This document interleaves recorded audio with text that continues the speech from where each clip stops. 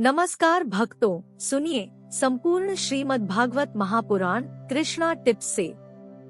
ओम नमो भगवते वासुदेवाय। संपूर्ण श्रीमद् भागवत महापुराण तृतीय स्कंद अध्याय 26 से लेकर अध्याय 30 तक। संपूर्ण श्रीमद् भागवत महापुराण तृतीय स्कंद 26वां अध्याय। महदादि भिन्न भिन्न तत्वों की उत्पत्ति का वर्णन। श्री भगवान ने कहा, माता जी, अब मैं तुम्हें प्रकृति आदि सब तत्वों के अलग अलग लक्षण बतलाता हूँ। इन्हें जानकर मनुष्य प्रकृति के गुणों से मुक्त हो जाता है। आत्मा दर्शन रूप ज्ञान ही पुरुष के मोक्ष का कारण है और वही उसकी अहंकार रूप हृदय ग्रंथि का छेदन करने वाला है, ऐसा पंडित जन कहते हैं। उस ज्ञान का मैं तुम्हारे आगे वर्णन करता हूँ। ये सारा जगत जिससे व्याप्त होकर प्रकाशित होता है, वह आत्मा ही पुरुष है। वह अनादि, निर्गुण, प्रकृति से परे, अंतःकरण में स्फुरित होने वाला और स्वयं प्रकाश है। उस सर्वव्यापक पुरुष ने अपने पास लीला विलास पूर्वक आई हुई अव्यक्त और त्रिगुणात्मिक वैष्णवी माया को स्वेच्छा से स्वीकार कर लिया। लीला परायण प्रकृति अपने सत्वादी गुणों द्वारा उन्हीं के अनुरूप प्रजा की सृष्टि करने लगी। ये देख पुरुष ज्ञान को आच्छादित करने वाली उसकी आवरण शक्ति से मोहित हो गया, अपने स्वरूप को भूल गया। इस प्रकार अपने से भिन्न प्रकृति को ही अपना स्वरूप समझ लेने से पुरुष प्रकृति के गुणों द्वारा किए जाने वाले कर्मों में अपने को ही कर्ता मानने लगता है। इस कर्तृत्वाभिमान से ही अकर्ता, स्वाधीन, साक्षी और आनंद स्वरूप पुरुष को जन्म मृत्यु रूप बंधन एवं परतंत्रता की प्राप्ति होती है। कार्य रूप शरीर, कारण रूप इंद्रिय तथा कर्ता रूप इंद्रियाधिष्ठात्र देवताओं में पुरुष जो अपनेपन का आरोप कर लेता है, उसमें पंडित जन प्रकृति को ही कारण मानते हैं तथा वास्तव में प्रकृति से परे होकर भी जो प्रकृतिस्थ हो रहा है, उस पुरुष को सुख दुखों के भोगने के कारण मानते हैं। देवहूति ने कहा, पुरुषोत्तम, इस विश्व के स्थूल सूक्ष्म कार्य जिनके स्वरूप हैं तथा जो इसके कारण हैं, उन प्रकृति और पुरुष का लक्षण भी आप मुझसे कहिए। श्री भगवान ने कहा, जो त्रिगुणात्मक, अव्यक्त, नित्य और कार्य कारण रूप है तथा स्वयं निर्विशेष होकर भी संपूर्ण विशेष धर्मों का आश्रय है, उन प्रधान नामक तत्व को ही प्रकृति कहते हैं। 5 महाभूत, 5 तन्मात्रा, 4 अंतःकरण और 10 इंद्रिय, इन 24 तत्वों के समूह को विद्वान लोग प्रकृति का कार्य मानते हैं। पृथ्वी, जल, तेज, वायु और आकाश, ये 5 महाभूत हैं। गंध, रस, रूप, स्पर्श और शब्द, ये 5 तन्मात्र माने गए हैं। श्रोत्र, त्वचा, चक्षु, रसना, नासिका, वाक, पानी, पाद, उपस्थ और पायु, ये 10 इंद्रियां हैं।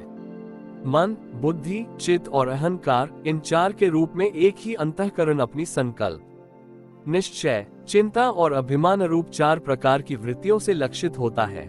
इस प्रकार तत्वज्ञानी पुरुषों ने सगुण ब्रह्म के सन्निवेश स्थान इन 24 तत्वों की संख्या बतलाई है। इनके सिवा जो काल है, वो 25वां तत्व है। कुछ लोग काल को पुरुष से भिन्न तत्व न मानकर पुरुष का प्रभाव अर्थात ईश्वर की संहारकारिणी शक्ति बताते हैं, जिससे माया के कार्य रूप देहादि में आत्मत्व का अभिमान करके अहंकार से मोहित और अपने को कर्ता मानने वाले जीव को निरंतर भय लगा रहता है। मनुपुत्री, जिनकी प्रेरणा से गुणों की साम्यावस्था रूप निर्विशेष प्रकृति में गति उत्पन्न होती है, वास्तव में वे पुरुष रूप भगवान ही काल कहे जाते हैं। इस प्रकार जो अपनी माया के द्वारा सब प्राणियों के भीतर जीव रूप से और बाहर काल रूप से व्याप्त हैं, वे भगवान ही 25वें तत्व हैं। जब परम पुरुष परमात्मा ने जीवों के अदृष्टवश क्षोभ को प्राप्त हुई संपूर्ण जीवों की उत्पत्ति स्थान रूपा अपनी माया में चित्शक्ति रूप वीर्य स्थापित किया, तो उससे तेजो में महतत्व उत्पन्न हुआ। लय विक्षेपादि रहित तथा जगत के अनुकूल रूप इस महतत्व ने अपने में स्थित विश्व को प्रकट करने के लिए अपने स्वरूप को आच्छादित करने वाले प्रलयकालीन अंधकार को अपने ही तेज से पी लिया। जो सत्व गुणमय, स्वच्छ, शांत और भगवान की उपलब्धि का स्थान रूप चित है, वही महतत्व है और उसी को वासुदेव कहते हैं। जिस प्रकार पृथ्वी आदि अन्य पदार्थों के संसर्ग से पूर्व जल अपनी स्वाभाविक फेन तरंग रहित अवस्था में अत्यंत स्वच्छ, विकार शून्य एवं शांत होता है, उसी प्रकार अपनी स्वाभाविक अवस्था की दृष्टि से स्वच्छत्व, अविकारित्व और शांतत्व ही वृत्तियों सहित चित्त का लक्षण कहा गया है। तदनंतर भगवान की वीर्य रूप चित्त शक्ति से उत्पन्न हुए महतत्व के विकृत होने पर उससे क्रिया शक्ति प्रधान अहंकार उत्पन्न हुआ। वो वैकारिक, तेजस और तामस भेद से 3 प्रकार का है। उसी से क्रमशः मन, इंद्रियों और पंच महाभूतों की उत्पत्ति हुई।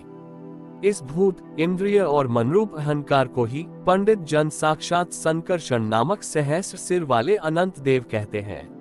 इस अहंकार का देवता रूप से कर्तृत्व, इंद्रिय रूप से कारणत्व और पंचभूत रूप से कार्यत्व लक्षण है, तथा सत्वादि गुणों के संबंध से शांतत्व, घोरत्व और मूर्तत्व भी इसी के लक्षण है।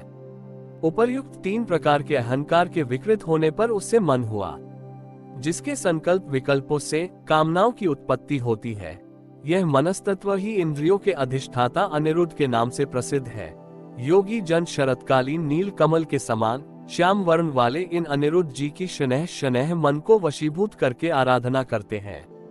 साध्वी, फिर तेजस अहंकार में विकार होने पर उससे बुद्धित्व उत्पन्न हुआ। वस्तु का स्फुरन रूप विज्ञान और इंद्रियों के व्यापार में सहायक होना, पदार्थों का विशेष ज्ञान करना, ये बुद्धि के कार्य हैं। वृत्तियों के भेद से संशय, विपर्य, विपरीत ज्ञान, निश्चय, स्मृति और निद्रा भी बुद्धि के ही लक्षण हैं।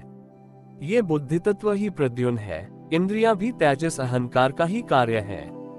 कर्म और ज्ञान के विभाग से उनके कर्मेंद्रिय और ज्ञानेंद्रिय 2 भेद हैं। इनमें कर्म प्राण की शक्ति है और ज्ञान बुद्धि की। भगवान की चेतना शक्ति की प्रेरणा से तापस अहंकार के विकृत होने पर उससे शब्द तन्मात्र का प्रादुर्भाव हुआ। शब्द तन्मात्र से आकाश तथा शब्द का ज्ञान कराने वाली श्रोत्रेंद्रिय उत्पन्न हुई। अर्थ का प्रकाशक होना, ओट में खड़े हुए वक्ता का भी ज्ञान करा देना और आकाश का सूक्ष्म रूप होना, विद्वानों के मत में यही शब्द के लक्षण है। भूतों को अवकाश देना, सबके बाहर भीतर वर्तमान रहना तथा प्राण, इंद्रिय और मन का आश्रय होना, ये आकाश के वृत्ति कार्य रूप लक्षण है।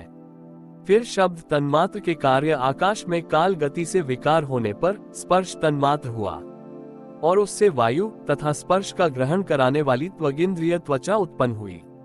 कोमलता, कठोरता, शीतलता और उष्णता तथा वायु का सूक्ष्म रूप होना, ये स्पर्श के लक्षण हैं। वृक्ष की शाखा आदि को हिलाना, तृणादि को इकट्ठा कर देना, सर्वत्र पहुंचना, गंधादि युक्त द्रव्य को घ्राणादि इंद्रियों के पास ले जाना तथा शब्द को श्रोत्रेंद्रिय के समीप ले जाना तथा समस्त इंद्रियों को कार्य शक्ति देना, ये वायु की वृत्तियों के लक्षण हैं। तदनंतर दैव की प्रेरणा से स्पर्श तन्मात्रा विशिष्ट वायु के विकृत होने पर उससे रूप तन्मात्र हुआ तथा उससे तेज और रूप को उपलब्ध कराने वाली नेत्रेंद्रिय का प्रादुर्भाव हुआ।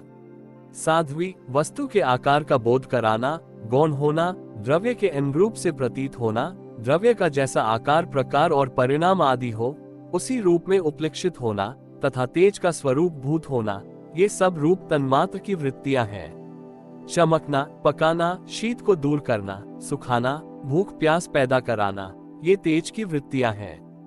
फिर दैव की प्रेरणा से रूप तन्मात्रमय तेज के विकृत होने पर उससे रस तन्मात्र हुआ और उससे जल तथा रस को ग्रहण कराने वाली रसनेन्द्रिय जिह्वा उत्पन्न हुई। रस अपने शुद्ध स्वरूप में एक ही है, किंतु अन्य भौतिक पदार्थों के सहयोग से वह कसला, मीठा, तीखा, कड़वा, खट्टा और नमकीन आदि कई प्रकार का हो जाता है।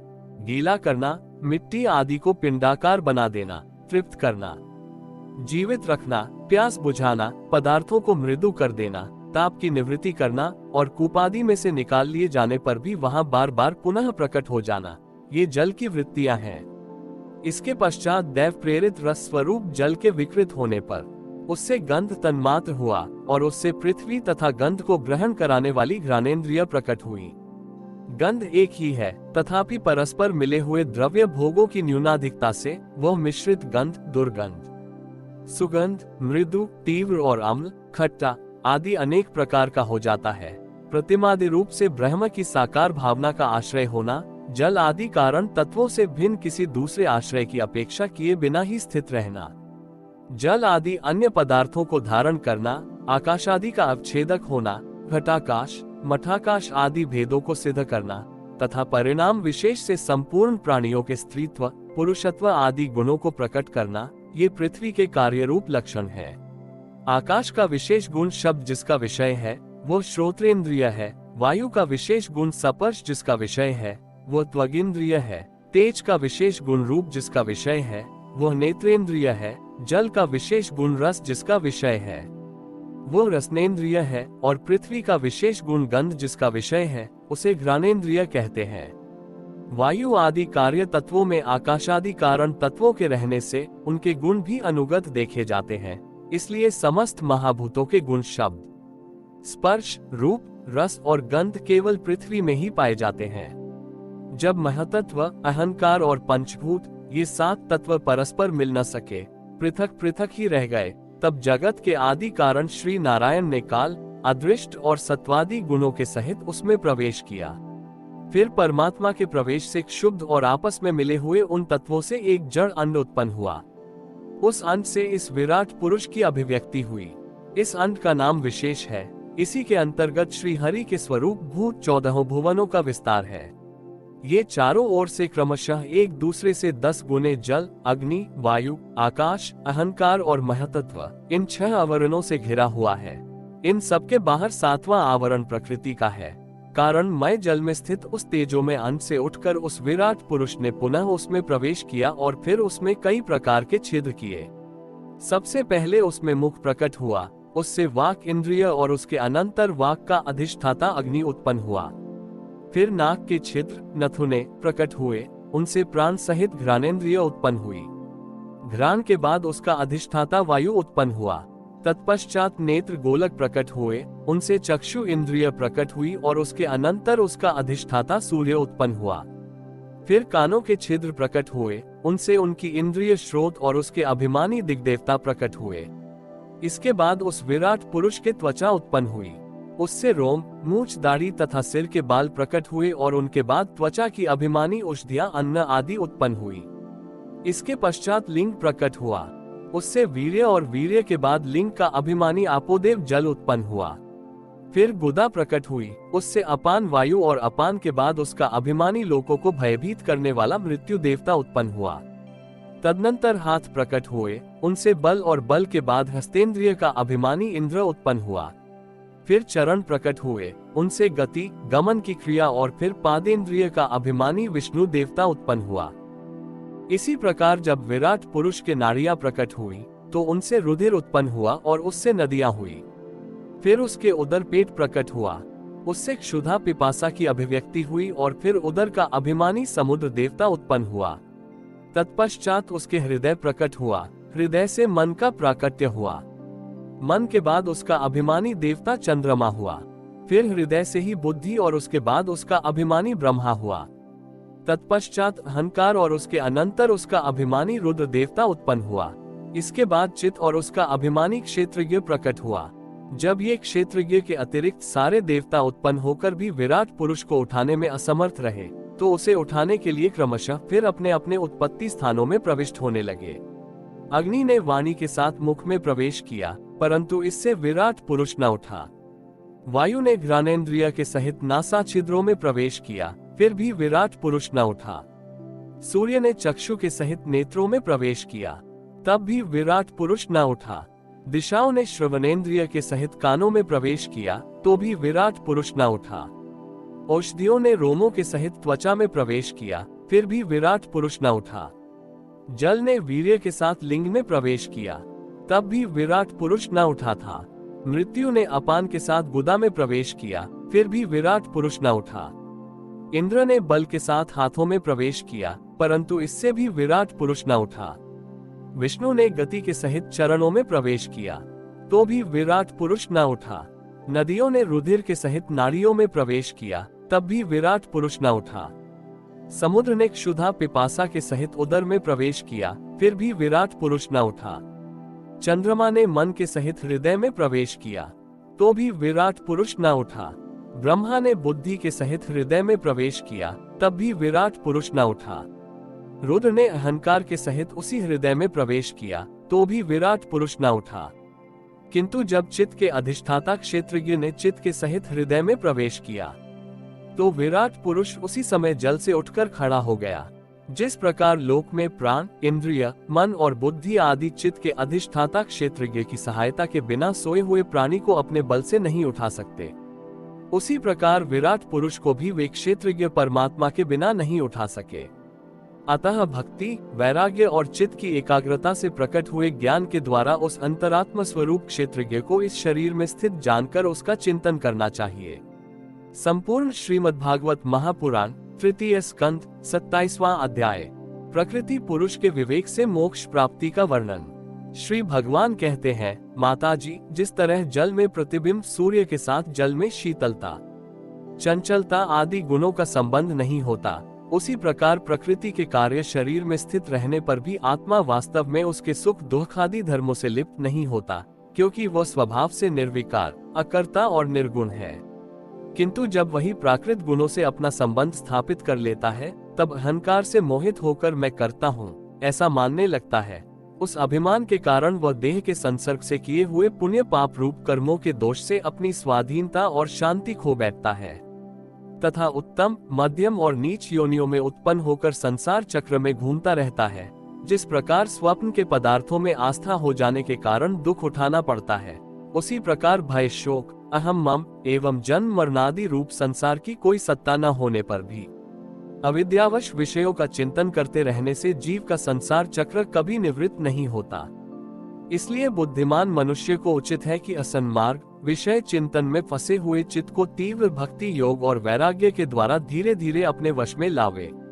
यमादि योग साधनों के द्वारा श्रद्धा पूर्वक अभ्यास चित्त को बारंबार एकाग्र करते हुए मुझ में सच्चा भाव रखने, मेरी कथा श्रवण करने, समस्त प्राणियों में संभाव रखने, किसी से वैर न करने, आसक्ति के त्याग, ब्रह्मचर्य, मौन व्रत और बलिष्ठ अर्थात भगवान को समर्पित किए हुए स्वधर्म से जिसे ऐसी स्थिति प्राप्त हो गई है कि प्रारब्ध के अनुसार जो कुछ मिल जाता है उसी में संतुष्ट रहता है, परिमित भोजन करता है, सदा एकांत में रहता है, शांत स्वभाव है, सबका मित्र है, दयालु और धैर्यवान है, प्रकृति और पुरुष के वास्तविक स्वरूप के अनुभव से प्राप्त हुए तत्व ज्ञान के कारण स्त्री पुत्रादि संबंधियों के सहित इस देह में मैं मेरेपन का मिथ्या अभिनिवेश नहीं करता, बुद्धि की जागृदादि अवस्थाओं से भी अलग हो गया है तथा परमात्मा के सिवा और कोई वस्तु नहीं देखता। वह आत्मदर्शी मुनि नेत्रों से सूर्य को देखने की भांति अपने शुद्ध अंतःकरण द्वारा परमात्मा का साक्षात्कार कर उस अद्वितीय ब्रह्मपद को प्राप्त हो जाता है, जो देहादि संपूर्ण उपाधियों से पृथक, अहंकारादि मिथ्या वस्तुओं में सत्य रूप से भासने वाला, जगत कारण भूता प्रकृति का अधिष्ठान, महदादि कार्य वर्ग का प्रकाशक और कार्य कारण रूप संपूर्ण पदार्थों में व्याप्त है। जिस प्रकार जल में पड़ा हुआ सूर्य का प्रतिबिंब दीवार पर पड़े हुए अपने आभास के संबंध से देखा जाता है और जल में दिखने वाले प्रतिबिंब से आकाशास्थित सूर्य का ज्ञान होता है, उसी प्रकार वैकारिक आदि भेद से तीन प्रकार का अहंकार देह, इंद्रिय और मन में स्थित अपने प्रतिबिंबों से लक्षित होता है और फिर सत परमात्मा के प्रतिबिंब युक्त उस अहंकार के द्वारा सत्य ज्ञान स्वरूप परमात्मा का दर्शन होता है, जो सुषुप्ति के समय निद्रा से शब्दादि भूत सूक्ष्म इंद्रिय और मन, बुद्धि आदि के अव्याकृत में लीन हो जाने पर स्वयं जागता रहता है और सर्वथा अहंकार शून्य है। जागृत अवस्था में यह आत्मा भूत सूक्ष्मादि दृश्य वर्ग के दृष्टारूप में स्पष्टतया अनुभव में आता है, किंतु सुषुप्ति के समय अपने उपाधि भूत अहंकार का नाश होने से वो ब्रह्मवश अपने को ही नष्ट हुआ मान लेता है और जिस प्रकार धन का नाश हो जाने पर मनुष्य अपने को ही नष्ट हुआ मानकर अत्यंत व्याकुल हो जाता है, उसी प्रकार वह भी अत्यंत विवश होकर नष्टवत हो जाता है। माताजी, इन सब बातों का मनन करके विवेकी पुरुष अपने आत्मा का अनुभव कर लेता है, जो अहंकार के सहित संपूर्ण तत्वों का अधिष्ठान और प्रकाशक है। देवहूति ने पूछा, प्रभो, पुरुष और प्रकृति दोनों ही नित्य और एक दूसरे के आश्रय से रहने वाले हैं, इसलिए प्रकृति तो पुरुष को कभी छोड़ ही नहीं सकती। ब्रह्म, जिस प्रकार गंध और पृथ्वी तथा रस और जल की पृथक पृथक स्थिति नहीं हो सकती, उसी प्रकार पुरुष और प्रकृति भी एक दूसरे को छोड़कर नहीं जा सकते। अतः जिनके आश्रय से अकर्ता पुरुष को ये कर्म बंधन प्राप्त हुआ है, उन प्रकृति के गुणों के रहते हुए उसे कैवल्य कैसे प्राप्त होगा। यदि तत्वों का विचार करने से कभी यह संसार बंधन का तीव्र भय निवृत्त हो भी जाए, तो भी उसके निमित्त भूत प्राकृत गुणों का अभाव न होने से वह भय फिर उपस्थित हो सकता है। श्री भगवान ने कहा, माताजी, जिस प्रकार अग्नि का उत्पत्तिस्थान अरणी अपने से ही उत्पन्न अग्नि से जलकर भस्म हो जाता है, उसी प्रकार निष्काम भाव से किए हुए स्वधर्म पालन द्वारा अंतःकरण शुद्ध होने से बहुत समय तक भगवत कथा श्रवण द्वारा पुष्ट हुई मेरी तीव्र भक्ति से, तत्व साक्षात्कार कराने वाले ज्ञान से, प्रबल वैराग्य से, व्रत नियमादि के सहित किए हुए ध्यानाभ्यास से और चित्त की प्रगाढ़ एकाग्रता से पुरुष की प्रकृति अविद्या दिन रात क्षीण होती हुई धीरे धीरे लीन हो जाती है। फिर नित्य प्रति दोष दिखने से भोग कर त्यागी हुई वह प्रकृति अपने स्वरूप में स्थित और स्वतंत्र बंधन मुक्त हुए उस पुरुष का कुछ भी नहीं बिगाड़ सकती। जैसे सोए हुए पुरुष को स्वप्न में कितने ही अनर्थों का अनुभव करना पड़ता है, किंतु जग पड़ने पर उसे उन स्वप्न के अनुभवों से किसी प्रकार का मोह नहीं होता। उसी प्रकार जिसे तत्वज्ञान हो गया है और जो निरंतर मुझ में ही मन लगाए रहता है, उस आत्माराम मुनि का प्रकृति कुछ भी बिगाड़ सकती। जब मनुष्य अनेकों जन्मों में बहुत समय तक इस प्रकार आत्मचिंतन में ही निमग्न रहता है, तब उसे ब्रह्मलोक पर्यंत सभी प्रकार के भोगों से वैराग्य हो जाता है। मेरा वह धैर्यवान भक्त मेरी ही महती कृपा से तत्वज्ञान प्राप्त करके आत्मानुभव के द्वारा सारे संशयों से मुक्त हो जाता है और फिर लिंगदेह का नाश होने पर एकमात्र मेरे ही आश्रित अपने स्वरूप भूत कैवल्य संज्ञक मंगलमय पद को सहज में ही प्राप्त कर लेता है, जहां पहुंचने पर योगी फिर लौटकर नहीं आता।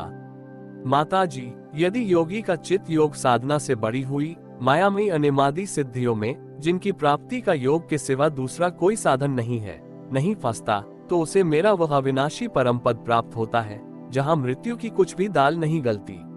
संपूर्ण श्रीमद्भागवत महापुराण तृतीय स्कंद 28वां अध्याय अष्टांग योग की विधि। कपिल भगवान कहते हैं, माता जी, अब मैं तुम्हें सबीज ध्येय स्वरूप के आलम्बन से युक्त योग का लक्षण बताता हूँ, जिसके द्वारा चित्त शुद्ध एवं प्रसन्न होकर परमात्मा के मार्ग में प्रवृत्त हो जाता है।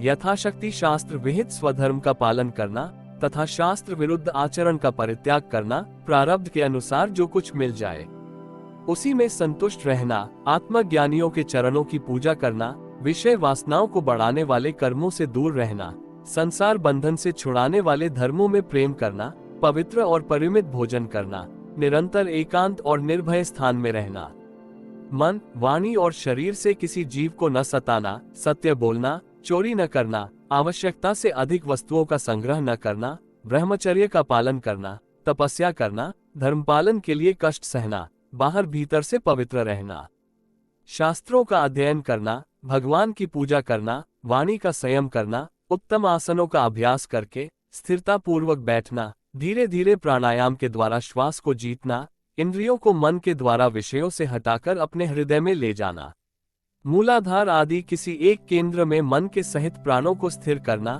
निरंतर भगवान की लीलाओं का चिंतन और चित्त को समाहित करना, उनसे तथा व्रत दान आदि दूसरे साधनों से भी सावधानी के साथ प्राणों को जीतकर बुद्धि के द्वारा अपने कुमार्गामी दुष्ट चित्त को धीरे धीरे एकाग्र करे, परमात्मा के ध्यान में लगावे। पहले आसन को जीते, फिर प्राणायाम के अभ्यास के लिए पवित्र देश में कुश मृगचर्मादि युक्त आसन बिछावे। उस पर शरीर को सीधा और स्थिर रखते हुए सुखपूर्वक बैठकर अभ्यास करे। आरंभ में बाएं नासिका से पूरक, कुंभक और रेचक करे, फिर इसके विपरीत दाहिनी नासिका से प्राणायाम करके प्राण के मार्ग का शोधन करे, जिससे चित्त स्थिर और निश्चल हो जाए। जिस प्रकार वायु और अग्नि से तपाया हुआ सोना अपने मल को त्याग देता है, उसी प्रकार जो योगी प्राण वायु को जीत लेता है, उसका मन बहुत शीघ्र शुद्ध हो जाता है।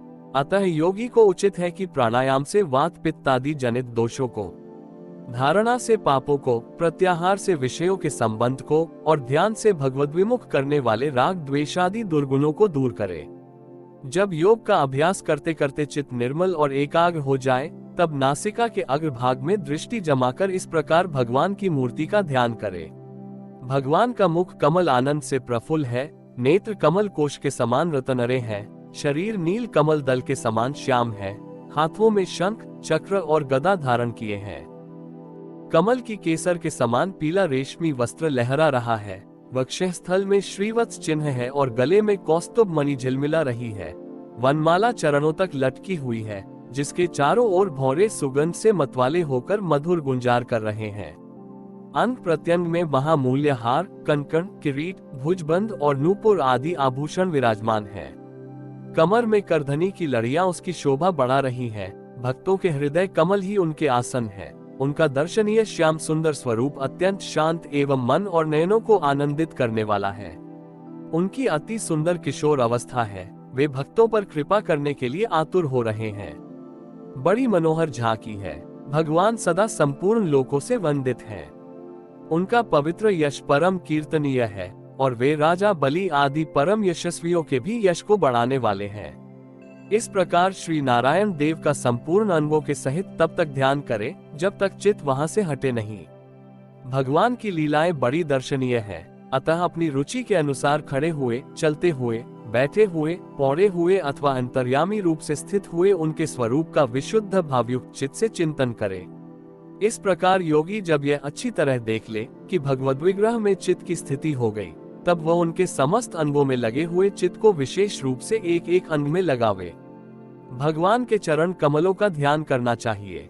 वे वज्र, अंकुश, ध्वजा और कमल के मंगलमय चिन्हों से युक्त हैं तथा अपने उभरे हुए लाल लाल शोभा में नख चंद्रमंडल की चंद्रिका से ध्यान करने वालों के हृदय के अज्ञान रूप घोर अंधकार को दूर कर देते हैं। इन्हीं की धोवन से नदियों में श्रेष्ठ श्री गंगा जी प्रकट हुई थी, जिनके पवित्र मंगल रूप से श्री महादेव जी और भी अधिक मंगलमय हो गए। ये अपना ध्यान करने वालों के पाप रूप पर्वतों पर छोड़े हुए इंद्र के वज्र के समान हैं। भगवान के इन चरण कमलों का चिरकाल तक चिंतन करें। भव भयहारी अजन्मा श्री हरि की दोनों पिंडलियों एवं घुटनों का ध्यान करें, जिनको विश्व विधाता ब्रह्मा जी की माता सुर वंदिता कमल लोचना लक्ष्मी जी अपनी जांघों पर रखकर अपने कांति मानकर किसलियों की कांति से लाड़ लड़ाती रहती हैं। भगवान की जांघों का ध्यान करें, जो अलसी के फूल के समान नीलवर्ण और बल की निधि है तथा गरुड़ जी की पीठ पर शोभायमान है। भगवान के नितंब बिंब का ध्यान करें, जो एड़ी तक लटके हुए पीतांबर से ढका हुआ है और उस पीतांबर के ऊपर पहनी हुई सुवर्णमयी करधनी की लड़ियों को आलिंगन कर रहा है। संपूर्ण लोकों के आश्रय स्थान भगवान के उदर देश में स्थित नाभि सरोवर का ध्यान करें। इसी में से ब्रह्मा जी का आधारभूत सर्वलोकमय कमल प्रकट हुआ है। फिर प्रभु के श्रेष्ठ मरकत मणि सदृश दोनों स्तनों का चिंतन करें, जो वक्षस्थल स्थल पर पड़े हुए शुभ हारों की किरणों से गौरवर्ण जान पड़ते हैं। इसके पश्चात पुरुषोत्तम भगवान के वक्षस्थल स्थल का ध्यान करें, जो महालक्ष्मी का निवास स्थान और लोगों के मन एवं नेत्रों को आनंद देने वाला है। फिर संपूर्ण लोकों के वंदनीय भगवान के गले का चिंतन करें, जो मानव कौस्तुभ मणि को भी सुशोभित करने के लिए ही उसे धारण करता है। समस्त लोकपालों की आश्रय भूता भगवान की चारों भुजाओं का ध्यान करें, जिनमें धारण किए हुए कंकणादि आभूषण समुद्र मंथन के समय मंद्राचल की रगड़ से और भी उजले हो गए हैं। इसी प्रकार जिसके तेज को सहन नहीं किया जा सकता, उस सहस्र धारों वाले सुदर्शन चक्र का तथा उनके कर कमल में राजहंस के समान विराजमान शंख का चिंतन करें। फिर विपक्षी वीरों के रुधिर से सनी हुई प्रभु की प्यारी कौमोद की गदा का, भौरों के शब्द से गुंजायमान वनमाला का और उनके कंठ में सुशोभित संपूर्ण जीवों के निर्मल तत्व रूप कौस्तुभ मणि का ध्यान करें। भक्तों पर कृपा करने के लिए ही यहाँ साकार रूप धारण करने वाले श्री हरि के मुख कमल का ध्यान करें, जो सुधड़ नासिका से सुशोभित है और झिल मिलाते हुए मकराकृत कुंडलों के हिलने से अतिशय प्रकाशमान स्वच्छ कपोलों के कारण बड़ा ही मनोहर जान पड़ता है। काली काली घुंघराली अलकावली से मंडित भगवान का मुख मंडल अपनी छवि के द्वारा भ्रमरों से सेवित कमल कोश का भी तिरस्कार कर रहा है और उनके कमल सदृश विशाल एवं चंचल नेत्र उस कमल कोश पर उछलते हुए मछलियों के जोड़े की शोभा को मात कर रहे हैं। उन्नत भ्रूलताओं से सुशोभित भगवान के ऐसे मनोहर मुखारविंद की मन में धारणा करके आलस्य रहित हो उसी का ध्यान करे। हृदय गुहा में चिरकाल तक भक्ति भाव से भगवान के नेत्रों की चितवन का ध्यान करना चाहिए, जो कृपा से और प्रेम भरी मुस्कान से क्षण क्षण अधिकाधिक बढ़ती रहती है, विपुल प्रसाद की वर्षा करती रहती है और भक्त जनों के अत्यंत घोर तीनों तापों को शांत करने के लिए ही प्रकट हुई है। श्री हरि का हास्य प्रणत जनों के तीव्र से तीव्र शोक के अश्रु सागर को सुखा देता है और अत्यंत उदार है।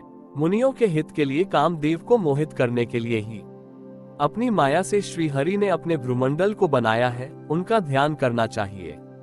अत्यंत प्रेमार्द्र भाव से अपने हृदय में विराजमान श्री हरि के खिलखिलाकर हंसने का ध्यान करें, जो वस्तुतः ध्यान के ही योग्य है। तथा जिसमें ऊपर और नीचे के दोनों होठों की अत्यधिक अरुण कांति के कारण उनके कुंडकली के समान शुभ्र छोटे छोटे दांतों पर लालिमासी प्रतीत होने लगी है। इस प्रकार ध्यान में तन्मय होकर उनके सिवा किसी अन्य पदार्थ को देखने की इच्छा न करे। इस प्रकार के ध्यान के अभ्यास से साधक का श्री हरि में प्रेम हो जाता है, उसका हृदय भक्ति से द्रवित हो जाता है, शरीर में आनंदातिरेक के कारण रोमांच होने लगता है, उत्कंठा जनित प्रेमाश्रुओं की धारा में वह बारंबार अपने शरीर को नहलाता है और फिर मछली पकड़ने के कांटे के समान श्री हरि को अपनी ओर आकर्षित करने के साधन रूप अपने चित्त को भी धीरे धीरे ध्येय वस्तु से हटा लेता है। जैसे तेज आदि के चूक जाने पर दीप शिखा अपने कारण रूप तेजस तत्व में लीन हो जाती है, वैसे ही आश्रय विषय और राग से रहित होकर मन शांत ब्रह्माकार हो जाता है। इस अवस्था के प्राप्त होने पर जीव गुण प्रवाह रूप देहादि उपाधि के निवृत्त हो जाने के कारण ध्याता ध्येय आदि विभाग से रहित एक अखंड परमात्मा को ही सर्वत्र अनुगत देखता है। योगाभ्यास से प्राप्त हुई चित्त की इस अविद्या रहित लय रूप निवृत्ति से अपनी सुख दुख रहित ब्रह्म रूप महिमा में स्थित होकर परमात्मा तत्व का साक्षात्कार कर लेने पर वह योगी जिस सुख दुख के भोक्तृत्व को पहले अज्ञानवश अपने स्वरूप में देखता था, उसे अब अविद्याकृत अहंकार में ही देखता है। जिस प्रकार मदिरा के मद से मतवाले पुरुष को अपनी कमर पर लपेटे हुए वस्त्र के रहने या गिरने की कुछ भी सुधि नहीं रहती, उसी प्रकार चरमावस्था को प्राप्त हुए सिद्ध पुरुष को भी अपनी देह के बैठने उठने अथवा दैववश कहीं जाने या लौट आने के विषय में कुछ भी ज्ञान नहीं रहता, क्योंकि वह अपने परमानंदमय स्वरूप में स्थित है। उसका शरीर तो पूर्व जन्म के संस्कारों के अधीन है, अतः जब तक उसका आरंभक प्रारब्ध शेष है तब तक वो इंद्रियों के सहित जीवित रहता है, किंतु जिसे समाधि पर्यंत योग की स्थिति प्राप्त हो गई है और जिसने परमात्मा तत्व को भी भली भांति जान लिया है, वो सिद्ध पुरुष पुत्र कुल इत्यादि के सहित इस शरीर को स्वप्न में प्रतीत होने वाले शरीरों के समान फिर स्वीकार नहीं करता, फिर उसमें अहंता ममता नहीं करता।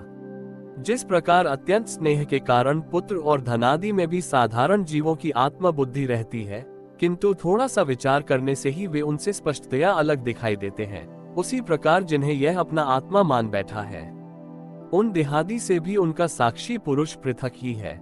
जिस प्रकार जलती हुई लकड़ी से, चिनगारी से, स्वयं अग्नि से ही प्रकट हुए धुएं से तथा अग्निरूप मानी जाने वाली उस जलती हुई लकड़ी से ही अग्नि वास्तव में पृथक ही है, उसी प्रकार भूत इंद्रिय और अंतःकरण से उनका साक्षी आत्मा अलग है तथा जीव कहलाने वाले उस आत्मा से भी ब्रह्म भिन्न है और प्रकृति से उसके संचालक पुरुषोत्तम भिन्न है। जिस प्रकार देह दृष्टि से जरायुज, अज, स्वेद और उद्भिज चारों प्रकार के प्राणी पंचभूत मात्र हैं, उसी प्रकार संपूर्ण जीवों में आत्मा को और आत्मा में संपूर्ण जीवों को अनन्य भाव से अनुगत देखे। जिस प्रकार एक ही अग्नि अपने पृथक पृथक आश्रयों में उनकी विभिन्नता के कारण भिन्न भिन्न आकार का दिखाई देता है, उसी प्रकार देव मनुष्यादि शरीरों में रहने वाला एक ही आत्मा अपने आश्रयों के गुण भेद के कारण भिन्न भिन्न प्रकार का भासता है। अतः भगवान का भक्त जीव के स्वरूप को छिपा देने वाली कार्य कारण रूप से परिणाम को प्राप्त हुई। भगवान की इस अचिंत्य शक्तिमयी माया को भगवान की कृपा से ही जीतकर अपने वास्तविक स्वरूप ब्रह्म रूप में स्थित होता है। संपूर्ण श्रीमद्भागवत महापुराण तृतीय स्कंध 29वां अध्याय। भक्ति का मर्म और काल की महिमा। देवहूति ने पूछा, प्रभो, प्रकृति, पुरुष और महतत्वादि का जैसा लक्षण सांख्य शास्त्र में कहा गया है तथा जिसके द्वारा उनका वास्तविक स्वरूप अलग अलग जाना जाता है, और भक्ति योग को ही जिसका प्रयोजन कहा गया है, वो आपने मुझे बताया। अब कृपा करके भक्ति योग का मार्ग मुझे विस्तार पूर्वक बताइए। इसके सिवा जीवों की जन्म मरण रूपा अनेक प्रकार की गतियों का भी वर्णन कीजिए, जिनके सुनने से जीव को सब प्रकार की वस्तुओं से वैराग्य होता है, जिसके भय से लोग शुभ कर्मों में प्रवृत्त होते हैं, और जो ब्रह्मादि का भी शासन करने वाला है, उस सर्व समर्थ काल का स्वरूप भी आप मुझसे कहिए।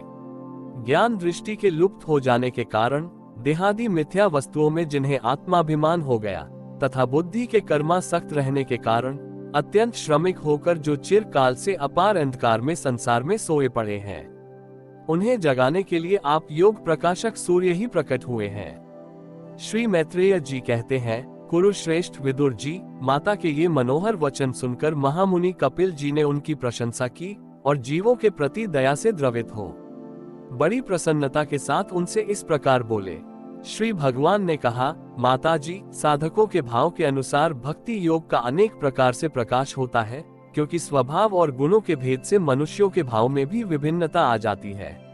जो भेददर्शी क्रोधी पुरुष हृदय में हिंसा, दंभ अथवा मात्सर्य का भाव रखकर मुझसे प्रेम करता है, वह मेरा तामस भक्त है।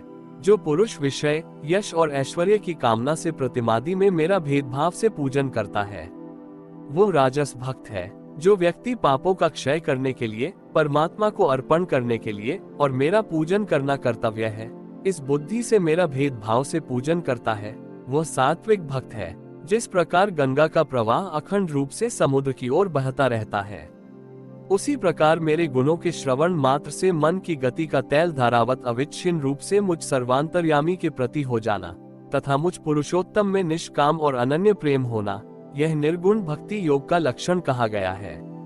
ऐसे निष्काम भक्त दिए जाने पर भी मेरी सेवा को छोड़कर सालोक्य, सार्ष्टि और सायुज्य मोक्ष तक नहीं लेते। भगवत सेवा के लिए मुक्ति का तिरस्कार करने वाला ये भक्ति योग ही परम पुरुषार्थ अथवा साध्य कहा गया है। इसके द्वारा पुरुष तीनों गुणों को लांघ कर मेरे भाव, मेरे प्रेम रूप अप्राकृत स्वरूप को प्राप्त हो जाता है।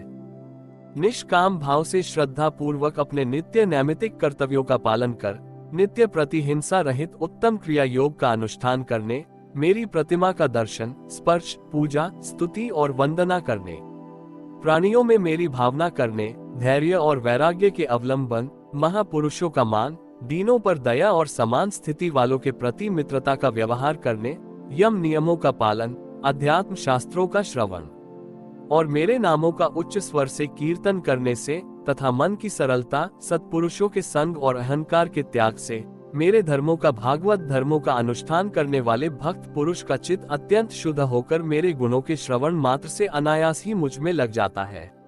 जिस प्रकार वायु के द्वारा उड़कर जाने वाला गंध अपने आश्रय पुष्प से घ्राणेन्द्रिय तक पहुंच जाता है, उसी प्रकार भक्ति योग में तत्पर और राग द्वेषादि विकारों से शून्य चित्त परमात्मा को प्राप्त कर लेता है। मैं आत्मा रूप से सदा सभी जीवों में स्थित हूँ, इसलिए जो लोग मुझ सर्वभूत स्थित परमात्मा का अनादर करके केवल प्रतिमा में ही मेरा पूजन करते हैं, उनकी वह पूजा स्वांग मात्र है।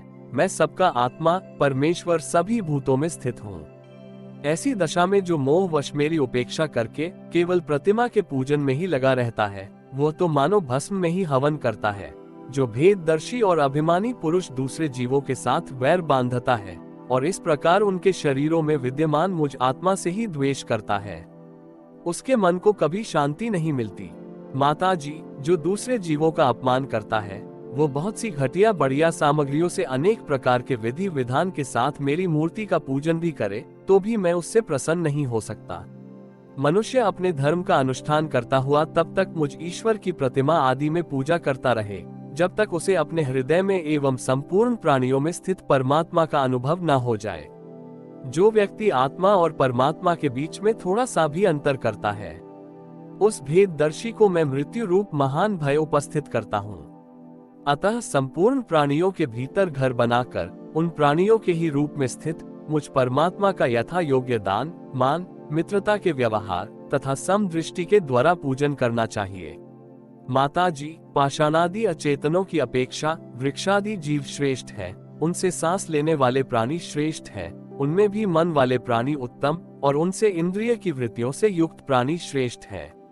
सेंद्रिय प्राणियों में ही केवल स्पर्श का अनुभव करने वालों की अपेक्षा रस का ग्रहण कर सकने वाले मत्स्यादि उत्कृष्ट है तथा रसवेयताओं की अपेक्षा गंध का अनुभव करने वाले ब्रह्मादि और गंध का ग्रहण करने वालों से भी शब्द का ग्रहण करने वाले सर्पादि श्रेष्ठ हैं। उनसे भी रूप का अनुभव करने वाले काकादि उत्तम है और उनकी अपेक्षा जिनके ऊपर नीचे दोनों ओर दांत होते हैं, वे जीव श्रेष्ठ हैं। उनमें भी बिना पैर वालों से बहुत से चरणों वाले श्रेष्ठ हैं तथा बहुत चरणों वालों से भी 2 चरण वाले मनुष्य श्रेष्ठ हैं। मनुष्यों में भी 4 वर्ण श्रेष्ठ है, उसमें भी ब्राह्मण श्रेष्ठ है। ब्राह्मणों में वेद को जानने वाले उत्तम हैं और वेदज्ञों में भी वेद का तात्पर्य जानने वाले श्रेष्ठ हैं। तात्पर्य जानने वालों से संशय निवारण करने वाले, उनसे भी अपने वर्णाश्रमोचित धर्म का पालन करने वाले तथा उनसे भी आसक्ति का त्याग और अपने धर्म का निष्काम भाव से आचरण करने वाले श्रेष्ठ हैं। उनकी अपेक्षा भी जो लोग अपने संपूर्ण कर्म, उनके फल तथा अपने शरीर को भी मुझे ही अर्पण करके भेदभाव छोड़कर मेरी उपासना करते हैं, वे श्रेष्ठ हैं।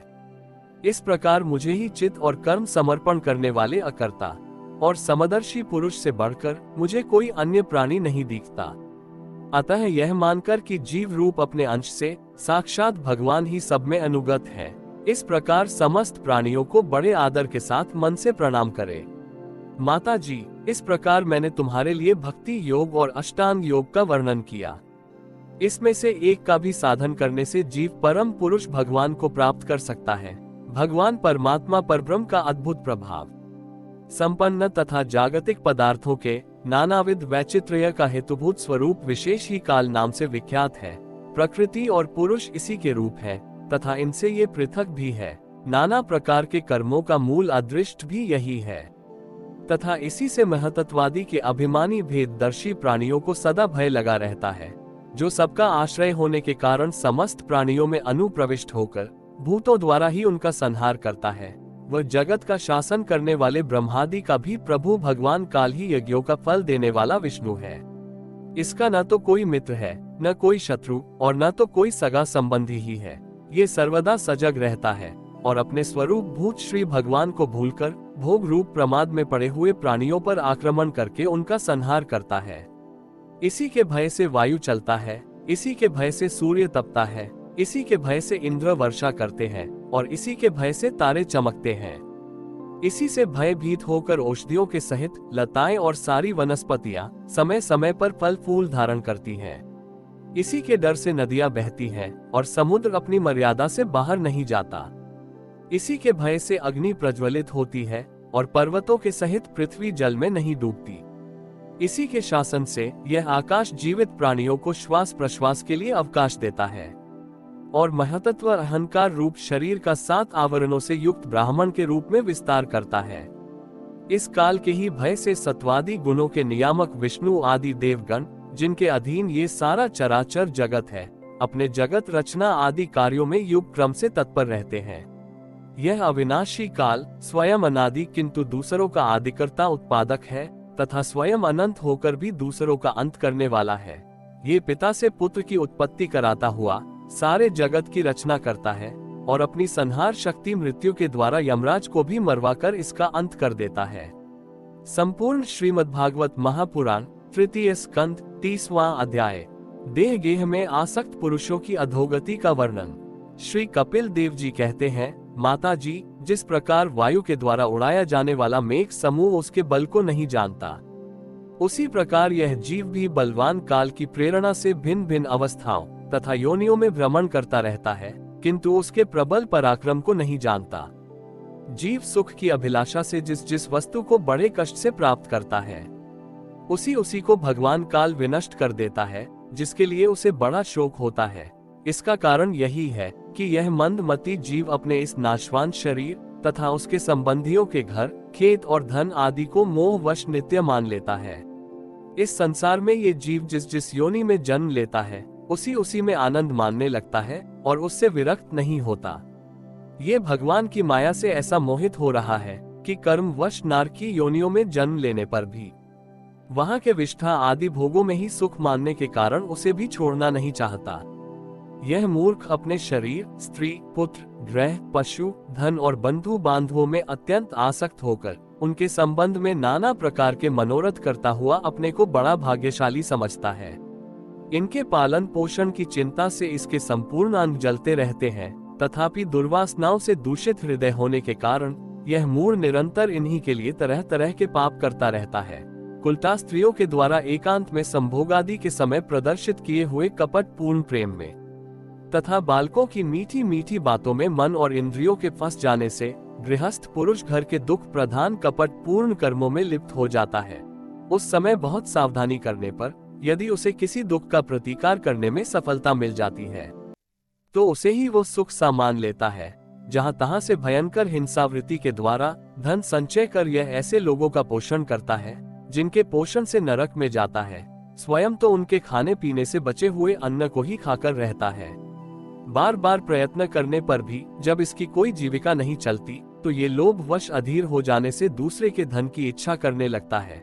जब मंद भाग्य के कारण इसका कोई प्रयत्न नहीं चलता और यह मंद बुद्धि धनहीन होकर कुटुंब के भरण पोषण में असमर्थ हो जाता है, तब अत्यंत दीन और चिंतातुर होकर लंबी लंबी सांसें छोड़ने लगता है। इसे अपने पालन पोषण में असमर्थ देखकर वे स्त्री पुत्रादि इसका पहले के समान आदर नहीं करते, जैसे कृपण किसान बूढ़े बैल की उपेक्षा कर देते हैं। फिर भी इसे वैराग्य नहीं होता। जिन्हें उसने स्वयं पाला था वे ही अब उसका पालन करते हैं। वृद्धावस्था के कारण इसका रूप बिगड़ जाता है, शरीर रोगी हो जाता है, अग्नि मंद पड़ जाती है, भोजन और पुरुषार्थ दोनों ही कम हो जाते हैं। वह मरणोन्मुख होकर घर में पड़ा रहता है और कुत्ते की भांति स्त्री पुत्रादि के अपमान पूर्वक दिए हुए टुकड़े खाकर जीवन निर्वाह करता है। मृत्यु का समय निकट आने पर वायु के उत्क्रमण से इसकी पुतलियां चट जाती हैं। श्वास प्रश्वास की नलिकाएं कफ से रुक जाती हैं। खांसने और सांस लेने में भी इसे बड़ा कष्ट होता है तथा कफ बढ़ जाने के कारण कंठ में घुरघुराहट होने लगती है। यह अपने शोकातुर बंधु बांधवों से घिरा हुआ पड़ा रहता है और मृत्युपाश के वशीभूत हो जाने से उनके बुलाने पर भी नहीं बोल सकता। इस प्रकार जो मूढ़ पुरुष इंद्रियों को न जीतकर निरंतर कुटुंब पोषण में ही लगा रहता है, वो रोते हुए स्वजनों के बीच अत्यंत वेदना से अचेत होकर मृत्यु को प्राप्त होता है। इस अवसर पर उसे लेने के लिए अति भयंकर और रोषयुक्त नेत्रों वाले जो 2 यमदूत आते हैं, उन्हें देखकर वह भय के कारण मलमूत्र कर देता है। वे यमदूत उसे यातना देह में डाल देते हैं और फिर जिस प्रकार सिपाही किसी अपराधी को ले जाते हैं, उसी प्रकार उसके गले में रस्सी बांधकर बलात् यमलोक की लंबी यात्रा में उसे ले जाते हैं। उनकी घुड़कियों से उसका हृदय फटने और शरीर कांपने लगता है। मार्ग में उसे कुत्ते नोचते हैं। उस समय अपने पापों को याद करके वह व्याकुल हो उठता है। भूख प्यास उसे बेचैन कर देती है तथा घाम, दावानल और लुओं से वह तप जाता है। ऐसी अवस्था में जल और विश्राम स्थान से रहित उस तप्त बालुका में मार्ग में जब उसे एक पग आगे बढ़ने की ही शक्ति नहीं रहती, यमदूत उसकी पीठ पर कोड़े बरसाते हैं, तब बड़े कष्ट से उसे चलना ही पड़ता है। वो जहां तहां थक कर गिर जाता है। मूर्छा आ जाती है। चेतना आने पर फिर उठता है। इस प्रकार अति दुखमय अंधेरे मार्ग से अत्यंत क्रूर यमदूत उसे शीघ्रता से यमपुरी को ले जाते हैं। यमलोक का मार्ग 99,000 योजन है। इतने लंबे मार्ग को 2 ही 3 मुहूर्त में तय करके वह नरक में तरह तरह की यातनाएं भोगता है। वहां उसके शरीर को धधकती लकड़ियों आदि के बीच में डालकर जलाया जाता है। कहीं स्वयं और दूसरों के द्वारा काट काट कर उसे अपना ही मांस खिलाया जाता है। यमपुरी के कुत्तों अथवा गिद्धों द्वारा जीते जी उसकी आंतें खींची जाती हैं। सांप, बिच्छू और डांस आदि डसने वाले तथा डंक मारने वाले जीवों से शरीर को पीड़ा पहुंचाई जाती है। शरीर को काटकर टुकड़े टुकड़े किए जाते हैं। उसे हाथियों से चिरवाया जाता है, पर्वत शिखरों से गिराया जाता है अथवा जल या गड्ढे में डालकर बंद कर दिया जाता है। ये सब यातनाएं तथा इसी प्रकार तामिस्त्र, अंधतामिस्त्र एवं रौरव आदि नरकों की और भी अनेकों यंत्रणाएं, स्त्री हो या पुरुष, उस जीव को पारस्परिक संसर्ग से होने वाले पाप के कारण भोगनी ही पड़ती हैं। माताजी, कुछ लोगों का कहना है कि स्वर्ग और नरक तो इसी लोक में है, क्योंकि जो नारकी यातनाएं हैं वे यहाँ भी देखी जाती हैं। इस प्रकार अनेक कष्ट भोगकर अपने कुटुंब का ही पालन करने वाला अथवा केवल अपना ही पेट भरने वाला पुरुष उन कुटुंब और शरीर दोनों को यहीं छोड़कर मरने के बाद अपने किए हुए पापों का ऐसा फल भोगता है। अपने इस शरीर को यहीं छोड़कर प्राणियों से द्रोह करके एकत्रित किए हुए पाप रूप पाथेय को साथ लेकर वह अकेला ही नरक में जाता है। मनुष्य अपने कुटुंब का पेट पालने में जो अन्याय करता है, उसका दैव विहित कुफल वह नरक में जाकर भोगता है। उस समय वह ऐसा व्याकुल होता है मानो उसका सर्वस्व लुट गया हो। जो पुरुष निरी पाप की कमाई से ही अपने परिवार का पालन करने में व्यस्त रहता है, वो अंधतामिस्त्र नरक में जाता है, जो नरकों में चरम सीमा का कष्टप्रद स्थान है। मनुष्य जन्म मिलने के पूर्व जितनी भी यातनाएं हैं तथा शूका, कुक्रादि योनियों के जितने कष्ट हैं, उन सबको क्रम से भोगकर शुद्ध हो जाने पर वो फिर मनुष्य योनि में जन्म लेता है। हरि ओम तत्सत। इति श्रीमद्भागवत महापुराण तृतीय स्कंद अध्याय 26 से लेकर अध्याय 30 तक संपूर्ण।